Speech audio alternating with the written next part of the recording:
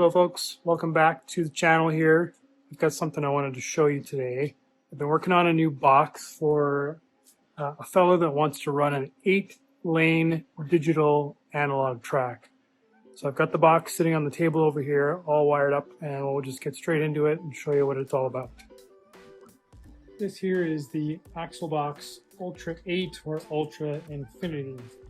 Now this is the back side, and as you can see, I've kind of haphazardly wired up myself an 8-lane track.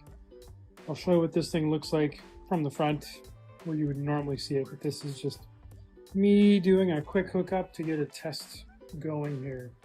So as you can see, I've got 4 lanes here. I've designated this lanes 1 through 4, and this over here is lanes 5 through 8. I have driver stations 1 through 8. I have 6 digital ready cars, and then I have 8 analog cars waiting in the mix here. So what I'm going to do now is I'm just going to show that the digital side of things works where any one car can drive in any of the 8 lanes, assuming that you have exchangers, left to rights, right to lefts. Obviously, if you've got the curved lane changers with the wiring changes that are needed, you can have those in the track as well.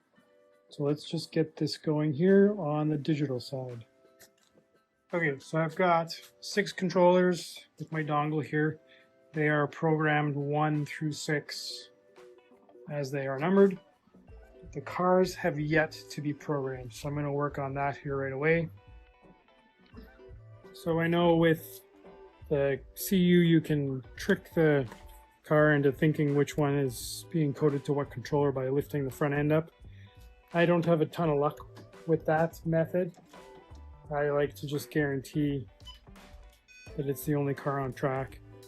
That way you don't accidentally start coding more than one car. So we'll just go through this real quick.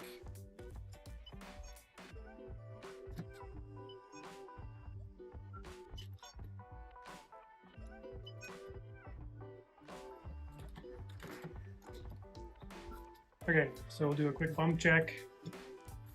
Keep in mind car number 6, wherever 6 is, doesn't have any tires on it, so it's not going to move. Just car 1. 2's not on the track. There we go.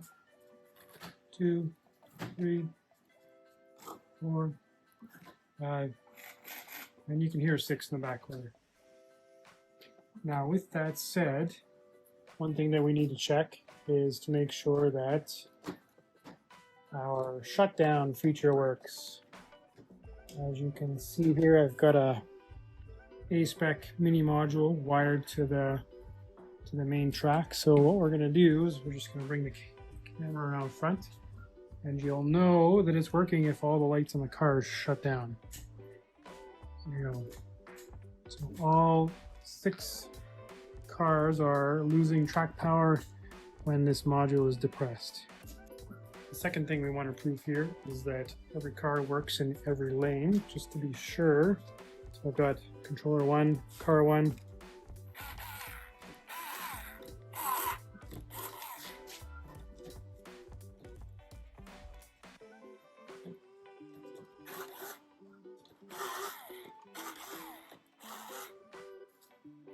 Car 1 is a success. I lost a mirror.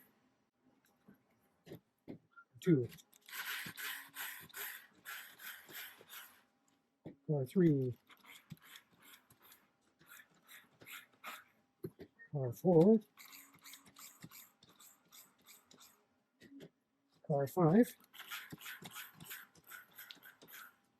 And last but not least, car 6.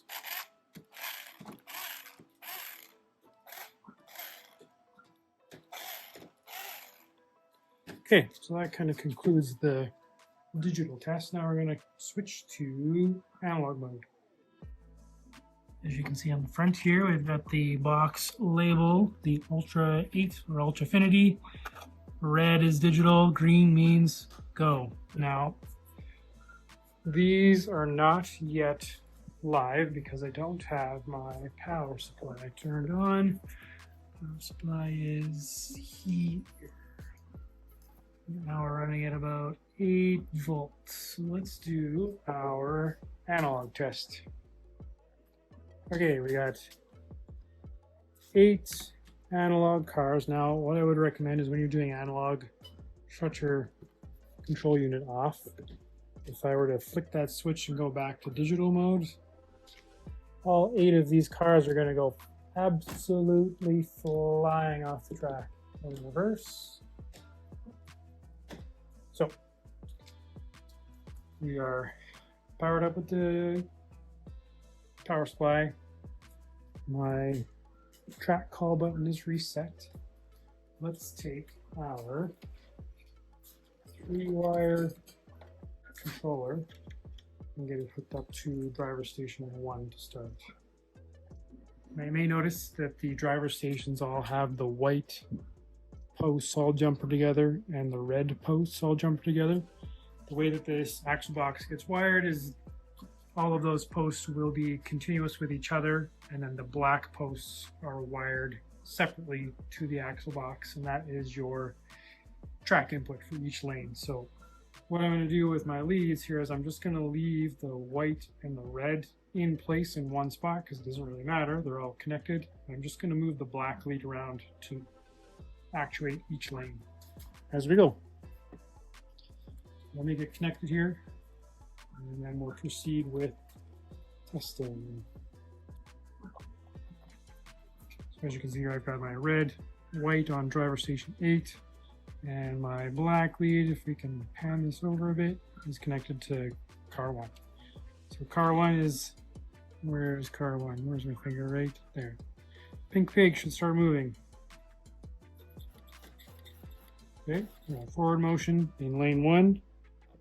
Move this to lane 2. Forward motion lane 2. And 3. And 4. And 5. And 6. And 7. And last but not least, 8. There you have it. We got our 8-lane analog with our 8-lane digital setup complete. Now you're probably thinking, hey, you didn't show me that the shutdown box works in analog mode. I can assure you that it does. Before I electrically test all these, I run them through a little multimeter test and it works no problem. That's it, really. There's not much more to it than that. Ideally, if you're wiring this box up yourself, you can do a much nicer job than my temporary system here. As you can tell, I haven't used any crimp-on connectors. Things are stripped too long. In this case here, I'm just using an alligator clip as a jumper because it's temporary.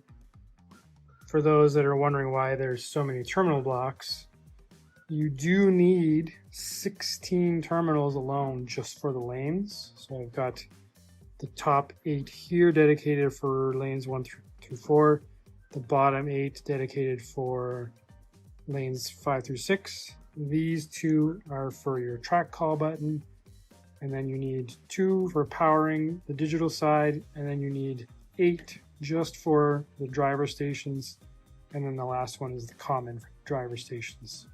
So the only terminal that hasn't been used in this whole mess is this one right here under my finger. 29 terminals required to make this happen. I like you, but you're crazy. So this is the box. Now that it's not all wired, you can see I've got some detail on the front. It has some pre-mounted feet. The ones in the previous design were screwed on. These are just made a part of the design that they were embedded into the box itself, so there's just less parts involved.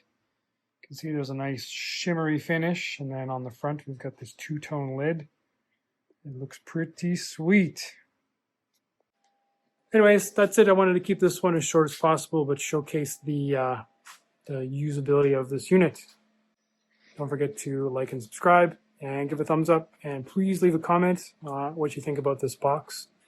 And if you have any other ideas, hit me up with some ideas. I like to make things happen for people.